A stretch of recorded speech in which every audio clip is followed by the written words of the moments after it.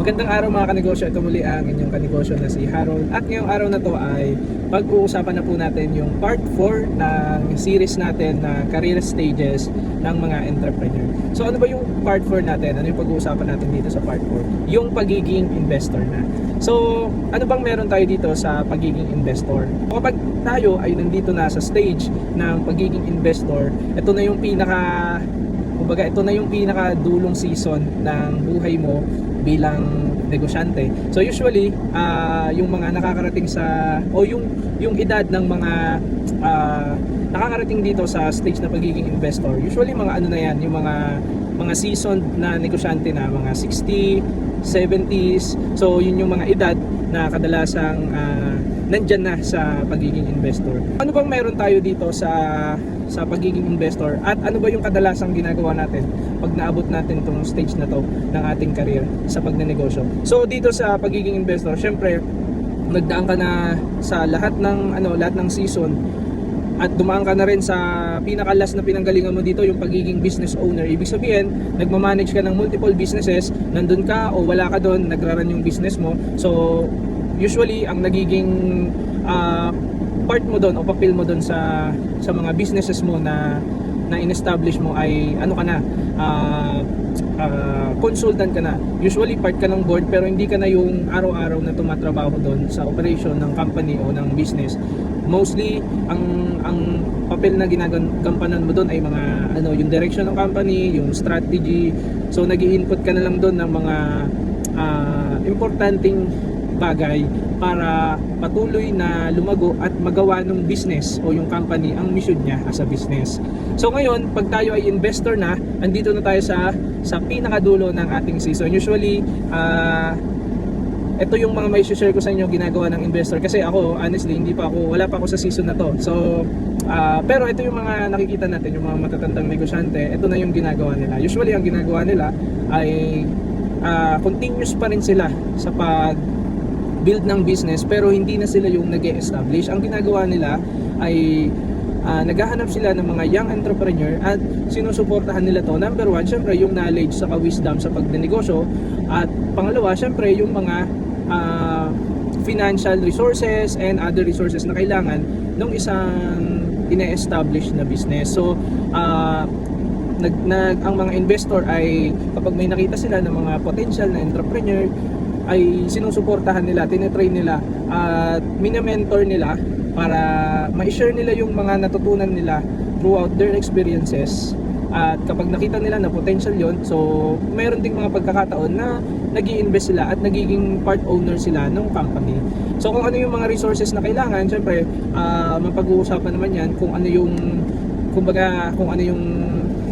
bilang kapalit ng pagtulong. Syempre meron silang makukuha na benefit doon sa company. So halimbawa, mayroong share ng stock ng corporation na ine-establish. So importante pa rin 'yun kasi kumbaga bilang pag-i-invest ng iyong time and resources, lalong-lalo na yung mga financial resources, meron dapat na be-benefit ka rin doon sa tinutulungan mong company. Pero pinakamahalagang ginagawa ng mga investor talaga ay yung nagtumutulong sila sa mga kabataan, mga next generation na entrepreneur, at kapag lumago yung mga negosyante na yon at yung mga negosyo na yun na tinutulungan nila, it will translate sa mga magbubukas na negosyo, mga career opportunities, at syempre makakatulong sa ekonomiya ng isang syudad o ng bansa natin kapag lumago ang mga negosyo sa ating lugar.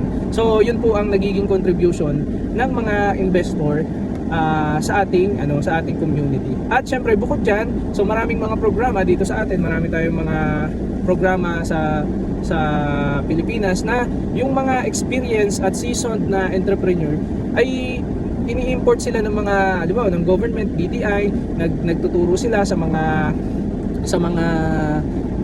negosyante. Meron din yung Go Negosyo. So merong mga program sila na pwede kang mag-consult sa mga seasoned na investor.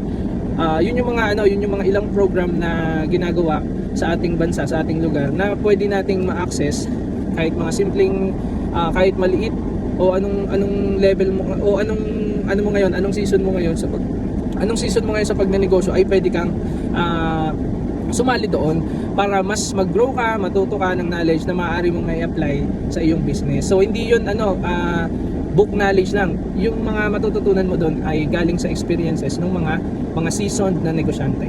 Okay? So yung iba naman sa aming church, meron doon sa aming church ay group ng mga professionals sa businessman. Meron doon yung mga seasoned na negosyante, mga retire na nga yung iba.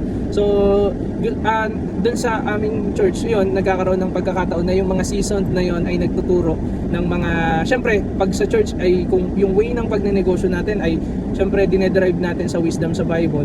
So nagsha-share sila ng mga kanilang natutunan throughout their experiences at sinashare nila yung kanilang pagnenegosyo, yung journey nila sa pagnenegosyo at yung mga bagay na mahalaga na natutunan nila sa kanilang faith, sa faith nila sa pagbabasa ng Bible na maaari nating gamitin sa pagnenegosyo. So ilan yan sa mga programa na meron sa ating komunidad na pwede nating ma-access. So kailangan lang talaga natin mag-search, maghanap at magtanong. So para ma-access po natin yan. Para sa mga para sa mga young entrepreneur. Pero kung ikaw ay investor naman, so kumbaga, yung mga knowledge, yung mga kayamanan na naipon mo, knowledge and wisdom, ay yun po yung pwede nating gamitin kalaunan. Pag dumating na tayo dun sa panahon na investor na tayo, maaari po tayong ma-contribute ng napakalaki para sa ikalalago ng ating komunidad, ng ating ekonomiya, kapag yung mga knowledge na natutunan natin ay na-share natin sa mga young entrepreneur. At yun po yung magiging kumbaga part na ng ating legacy. So isa din sa natutunan ko, nalaman ko na yung mga isang kultura ng mga Chinese, yung kapag sila ay naging successful na businessman, naghahanap sila ng mga mami-mentor nilang mga negosyante din na Chinese, mga bata, Filipino-Chinese. So tapos tinetrain nila yon hanggang sa kung ano yung mga kailangan nila. Kumbaga meron silang relationship na mentor-mentee hanggang sa lumago ang kanilang mga negosyo at kalaunan ang mission din nila ay humanap din ng mga next generation kapag nandun na sila sa posisyon na yon na investor na, successful na sila, humanap sila ng next generation din na tuturuan nila. Nagko-continue yung pagtulong. Magandang kultura yung ginagawa nila kasi hindi lang matatapos sa iyo yung pagiging maunlad, na ibabahagi mo kung paano ka naging maunlad na maaaring magamit ng iba pang mga nagnenegosyo, especially yung mga kabataan, yung mga next generation na entrepreneur at businessman. So yun lamang po ang ating gustong i-share for today.